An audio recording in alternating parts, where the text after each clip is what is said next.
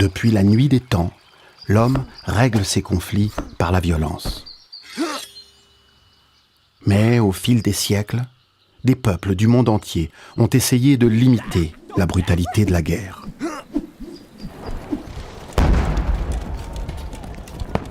C'est cet esprit humanitaire qui a conduit à la première Convention de Genève en 1864 et à la naissance du droit international humanitaire contemporain.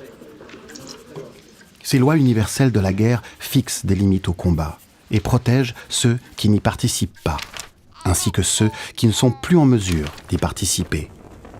Pour y parvenir, une distinction nette doit être faite entre les personnes et les objets pouvant être l'objet d'attaque et ceux qui doivent être épargnés et protégés. Surtout, les civils ne doivent jamais être pris pour cible. C'est un crime de guerre.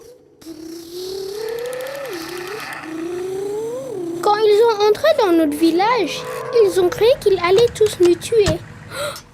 J'étais si effrayée que j'ai couru me cacher dans la brousse. J'ai entendu ma mère hurler. J'ai cru que je ne la reverrais jamais. Toutes les précautions possibles doivent être prises pour épargner la population civile et les biens indispensables à sa survie.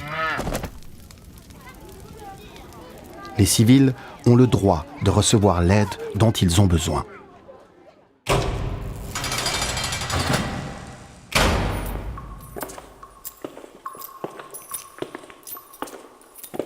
Les conditions dans lesquelles vivent les prisonniers ne m'avaient jamais préoccupé. Mon frère était mort à cause de gens comme lui. À mes yeux, il n'était rien d'autre qu'un ennemi. Puis, j'ai compris que derrière les barreaux, il était hors d'état de nuire et ne représentait plus une menace ni pour moi ni pour ma famille.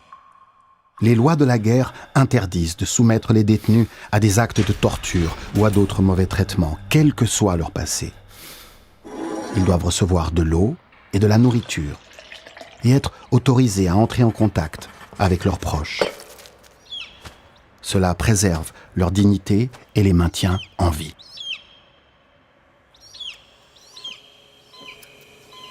Le personnel médical sauve des vies, parfois dans des conditions très dangereuses.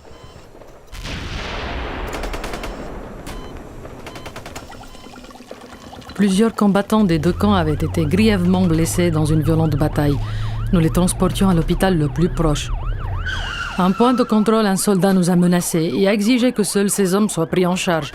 Je voyais les minutes défiler et je craignais qu'ils nous succombent tous à leurs blessures.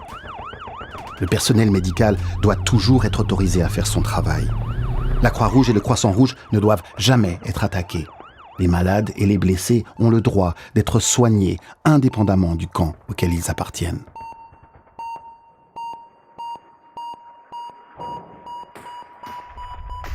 Les avancées technologiques de l'armement ont dû s'accompagner d'une adaptation des règles de la guerre.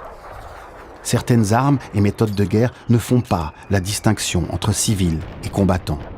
Il a donc fallu imposer des limites à leur utilisation.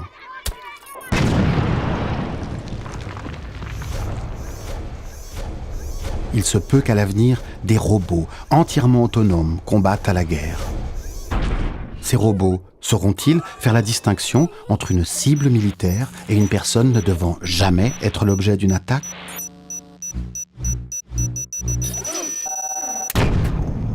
Aussi sophistiquées que les armes puissent devenir, il est essentiel qu'elles respectent les règles de la guerre. Le droit international humanitaire consiste à faire des choix qui préservent un minimum de dignité humaine en temps de guerre. Il permet qu'une fois la dernière balle tirée, il sera de nouveau possible de vivre ensemble.